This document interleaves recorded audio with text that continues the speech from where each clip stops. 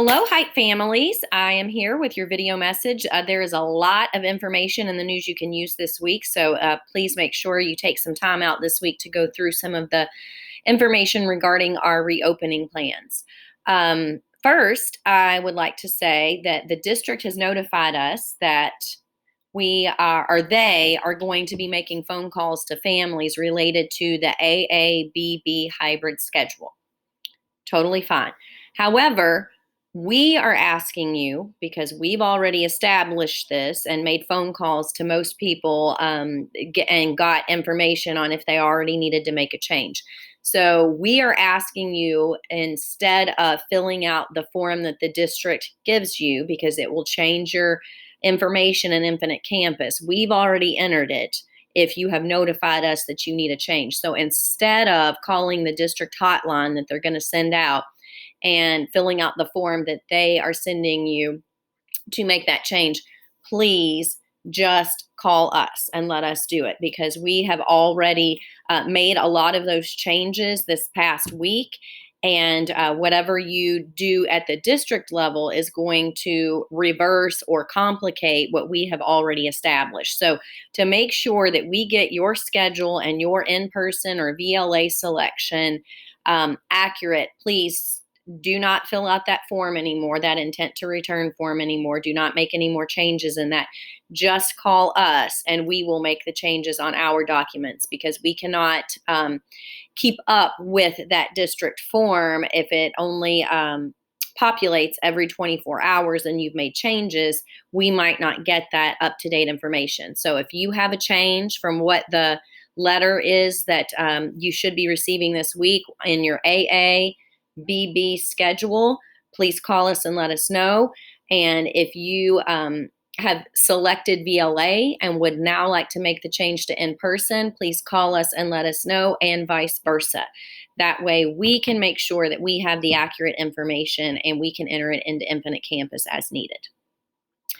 Okay, carpool times. The carpool map, for those of you who are new to Height and are unfamiliar with how our carpool lines work, the carpool maps are in the news you can use. They are linked in there for your convenience so that you can see them and understand the map and how the traffic pattern works for carpool. The only thing that's different with our current carpool line is the times.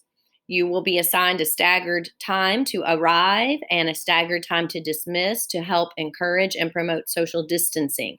So if you are if that time is not going to work for you, then please let us know and call us, and we will do our best to make changes. We can't make any promises due to the volume of students that we have returning, and especially in the morning for breakfast. Afternoon shouldn't be a big deal, but the morning will be a big deal because of the breakfast and making sure we have enough spots for social distancing and transition time to clean and allow other people into those seats. So again, call us and let us know if what is listed on your paper that you receive, your letter in the mail, is not accurate, or you need to make a change in that. So please just let us know. First day drop off. I want to make sure it's very clear that typically in the past we would invite families in, especially at kindergarten and first grade, to see their little ones off and walk them down to the classroom. Unfortunately, in today's COVID world, we cannot do that. So the procedure for first day is going to be the procedure for every typical day that we've had. You're going to go through carpool line and drop them off. You will not be allowed to get out of your vehicle, and they will have to be masked up, and we will escort and walk them in if needed. We will have plenty of people that first day, especially for kindergarten through second, since that is the only grade level coming. All of our third through fifth grade staff will be here to help calm them and escort them down, and I assure you, they will be fine. And if they are not, we will make sure that we call you and let you know. So this is going to be like the first day of school in March, and we're going to have two of them. And we always have a successful first day of school in terms of transportation and getting kids where they need to be. And this will be no different. in that regard. So I just want to make sure you are clear on that. You will not be allowed to get out of your vehicle and come into the building. And that is not a Sherry Barnett rule. That is a district and COVID policy rule related to the Metro Health Department and the guidelines that we have received. So that should be consistent across all schools in the district. So unfortunately, that is just the time that we are in. School supplies. Some of you have asked if you need to purchase school supplies. We have a lot of school supplies that have been donated, and we also have a lot of school supplies that we had ordered last March in preparation for this school year that we have not obviously distributed because we have not had school in person. So we do have a lot of things. Your teachers, your child's teachers will be sending you a list of maybe some things that you could optionally send in, but this is not meant to stress you out. We know that like Target and Walgreens and Walmart and all of those, they are not having back to school specials right now. So we understand that. And we do not want to put any inconvenience or stress on family members if there are certain things that your child wants, like a special folder or a special set of crayons that they want to get and bring to school because that is something that you all traditionally do every year. That is A-okay and fine, but we are not going to ask that of you. Any school supply list that you receive is going to be optional, and we will do our best to make sure that all of our students have what they need. The only thing that will not be optional is you will need to bring that Chromebook if you borrowed one back in so that we have them in the building. And it will likely travel back and forth to and from if we have enough to distribute so that your children will have a device at home on their off days, their AABB days. That is school supplies, return to school plans, and video messages. This is very important. This is the big highlight of the news you can use this week. In the news you can use, there is a Google Doc, and in that Google Doc, I have linked up video memos for each one of the components of the reopening plan. I am holding virtual Q&A sessions, and that is the schedule is listed there, and the link for you to attend that is in the Height Family Calendar, and you will just simply go to that link, and if for some reason you are unable to log in, please just use your child's login information, and you can log in that way to view the Q&A if you need it.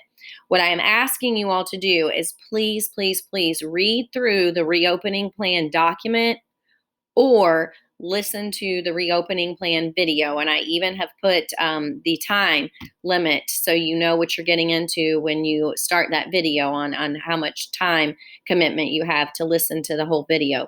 And that's going to be very important because during the live Q&A, I will not have time to go through and answer all of the information and questions that are answered in that document. The Q&A is specific for anything that you might have a concern about that is not already listed in there, any of the procedures that are not already discussed in the reopening plan, and especially to family members who are new to Height, just some of the general operating procedures that we have. So please make sure, again, to watch those or read through those documents prior to coming to the live Q&A sessions, because, again, I can only have a half hour per each grade level, and I don't want to waste the time answering questions that can be answered in those documents or videos.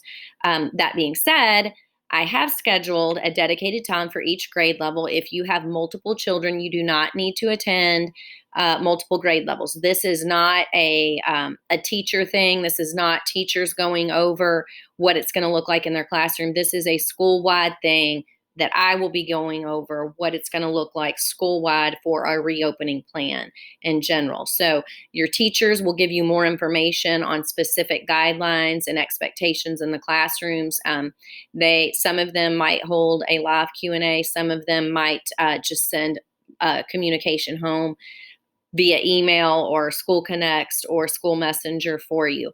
But I can't stress enough, please make sure you either read through the Q&As the reopening plan components, or listen to those videos before attending the live Q&A.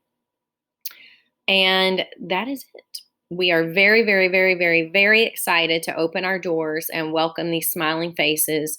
We are a little on edge at the fact that with the social distancing, we won't be able to be as loving and nurturing with the hugs and high fives and everything that we typically would do. But we are going to work real hard to make sure that all of our students know that they are loved and cared for, and we are excited that they are back at school. And our first priority is to keep them safe. Our second priority is to make them love school again. So we will be getting back to the business of kids loving school very, very soon. Again, if you have any questions about our reopening plan, please attend the live Q&As, or you, as always, I have an open email policy. If you have any kind of questions, please just email me and I will get back to you as soon as I can. I typically do very quickly, but I'm getting a flood of emails both from district staff and families now. So just be patient, and I promise you I will get back to you within 24 hours if at all possible. All right, that's it. I hope you guys have a great rest of your weekend, and I can't wait to see some of your smiling faces very soon. Thank you.